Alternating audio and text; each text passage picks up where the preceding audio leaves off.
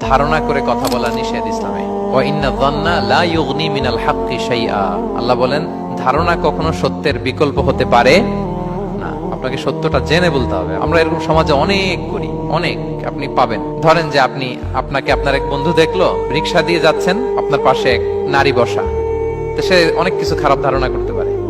এরকম হয় না সমাজে? এমন হতে পারে যে আপনি আপনার ছোট বোনকে নিয়ে বেরিয়েছেন, হতে পারে না? কিন্তু আপনি তো একটা ধারণা করে ফেললেন অন্য কিছু। বা আপনার ভাগ্নিকে নিয়ে বের হয়েছেন, আপনার খালাকে